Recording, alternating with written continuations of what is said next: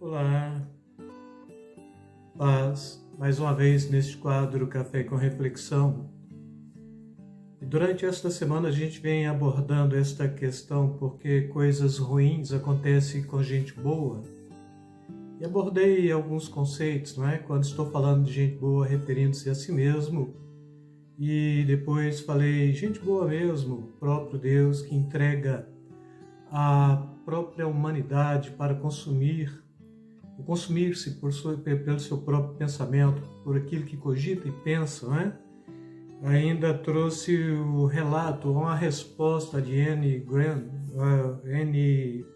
mesmo, filha de Billy Graham, quando ela responde a uma repórter acerca do 11 de setembro, atentado de 11 de setembro, será que Deus não poderia ter feito alguma coisa, né? E ela responde de uma forma bem sucinta, bem resumindo, nós tiramos Deus da nossa pauta, das nossas escolas, do nosso estado, das nossas famílias, e como bom cavalheiro, se a gente pede para ele sair, ele o faz, né? E aí, partindo agora, ainda nesta fala de hoje, do mesmo pressuposto, porque coisas ruins acontecem com gente boa, pessoas boas, não é? Estava lendo aqui um livro, ainda ontem, e tem uma frasezinha nele que diz assim, aquele que já atravessou o profundo deserto tem coisas para contar que ninguém mais realmente pode dizê-las. E quando este escritor está trazendo esta proposta, ele está falando mesmo de deserto, em relação ao próprio povo de Israel que teve a experiência de 40 anos de deserto, mas a experiência mais profunda do ponto de vista do livramento no sofrimento é quando o próprio mar abre e faz-se 2 paredões para que o povo pudesse ter a sua libertação. E também quando fala de deserto, está falando do profeta Elias quando caminha 40 dias e 40 noites pelo deserto, sem comer e sem beber. E esta compreensão de quem já atravessou o profundo deserto tem coisas para contar que ninguém mais realmente pode dizê-las, nos traz a compreensão de que o sofrimento, de alguma forma, ele tem o seu aspecto pedagógico, ele tem o seu aspecto que nos traz aquilo que supostamente a maioria das ciências traz como realidade teórica e não como realidade empírica ou realidade da experiência.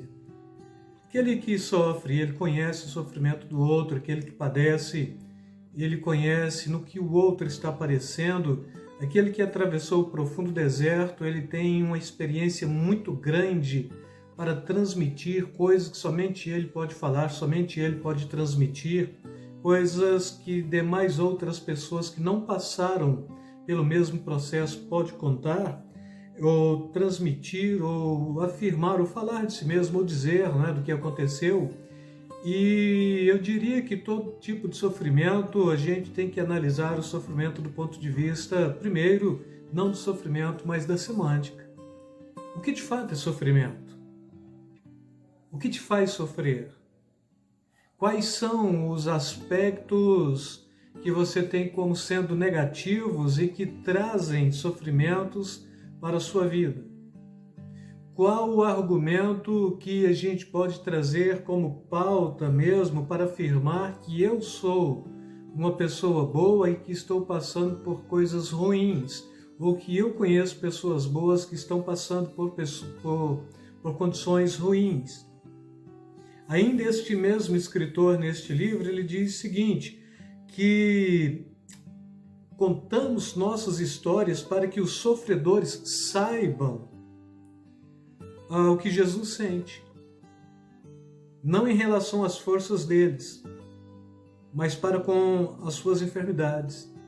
Então, quando estamos de fato falando sobre sofrimento, a consciência deste autor, e aqui eu estou falando de Charles Spurgeon, né?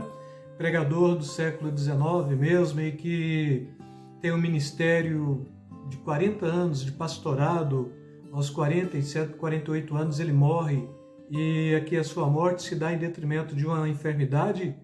Ele tinha uma enfermidade contraída que hoje, com muita facilidade, conseguiria contornar e administrar bem esta enfermidade, a gota, né? A enfermidade chamada de gota, e já é cientificamente comprovado que posterior aos 60 anos, a gota ela não vai te trazer mais aquele sofrimento que você sentia do passado, das pontadas, das alfinetadas, mas este homem também, em detrimento de circunstâncias que lhe foram propostas, ele tem esta enfermidade também, e ele é um homem que passa por um quadro depressivo de 40 anos consecutivos. Então, o seu ministério pastoral, podemos dizer assim, foi um quadro em que ele pôde perceber a graça de Deus, ele pôde falar do Evangelho de Jesus, ele era tido como príncipe dos pregadores, mas ele traz em si continuamente este contexto do sofrimento, não do ponto de vista do sofrimento do terceiro, mas do ponto de vista do seu próprio sofrimento, e ele consegue encontrar entre ou dentro do sofrimento, dentro este aspecto que a gente até questiona continuamente, né? Por que pessoas boas sofrem, ou por que acontecem coisas ruins com pessoas boas. Ele diz que tem uma necessidade de estarmos contando estas coisas negativas que nos faz sofrer mesmo, e quando ele fala isso, ele está falando dentro do contexto de contando para outro, a gente vai fazer melhor compreensível este sofrimento em nossas vidas, e contando também a gente vai compreender que aquele que é tido pela Bíblia como sofredor, homem de dores, experimentado no trabalho, que sofreu, não é? Ele também compreende o nosso processo, e se ele compreende o nosso processo, a proposta é que não passamos por este processo só, e ele conhece bem nosso contexto de força e de fraqueza, e quando ele se apresenta como sendo aquele que é sofredor, quando Jesus apresenta como sendo o homem sofredor, ele está compreendendo as suas fraquezas, porque ele passou por tais fraquezas também, por tais circunstâncias. E assim, do ponto de vista deste autor, ele está falando o seguinte: a nossa dor, a nossa depressão, o nosso tremor, a nossa sensibilidade, Jesus é tocada por elas, embora não caia no pecado que muito frequentemente advém delas. Agarre rapidamente esta verdade, pois em algum outro dia ela pode servir fortemente para o seu consolo. Jesus é tocado, não com o sentimento de sua força, mas de sua enfermidade. Como a mãe que sente a fraqueza de seu bebê, assim sente Jesus em relação aos mais pobres, aos mais tristes e aos mais fracos. E ele continua: contamos histórias para prover a esperança real. Se você passou por um quadro de sofrimento, e aqui eu quero traduzir o conceito de sofrimento ou coisas ruins por depressão também, por um quadro de depressão, e aqui seja ela do ponto de vista daquilo que o terceiro lhe causou, seja ela do ponto de vista até mesmo da sua própria mente, não é? E o Senhor apareceu para o seu conforto, se exponha para ajudar outros que está onde você costumava estar quando sofrendo também.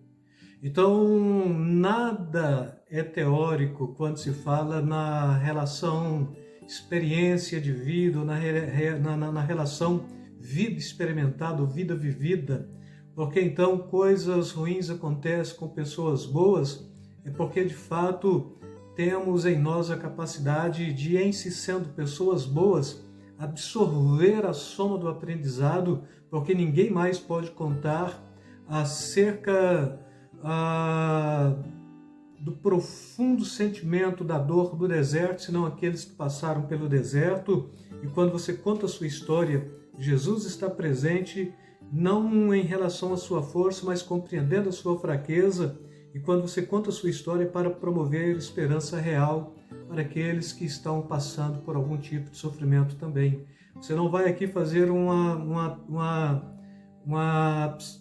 psicoterapia, uma terapia, ou um aconselhamento mesmo, ou mesmo uma teologia do sofrimento pelo sofrimento para ver quem sofreu mais, mas você sofreu para a conseguir posteriormente trazer conforto para aqueles que estão ou que estarão em dado momento da vida passando pelo mesmo processo que você costumava passar, o que você passou.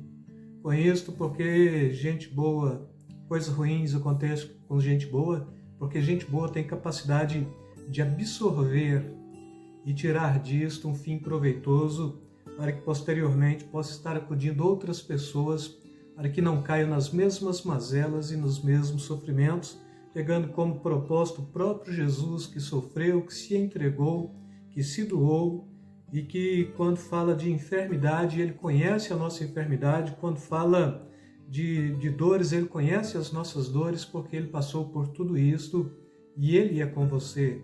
Entregue então, caso você esteja passando por alguma circunstância ruim, e se você se sente alguém de fato bom nesse contexto, é porque o Senhor está te ensinando algo e você vai sair desta. E quando você sair, você vai ter experiência para transmitir a outro que vai estar sofrendo o mesmo tipo de sofrimento, e com isto você será alguém ao serviço do Senhor para amenizar o sofrimento na vida do terceiro ou do próximo. E com isso eu quero deixar mais uma vez esta reflexão e falando aí para vocês mesmos. Experimentem o sofrimento, as coisas ruins da vida e tirem proveito para posteriormente vocês poderem caminhar com dignidade, com aprendizado e com a capacidade de esperança real, levar esta esperança real para aquele que está parecendo.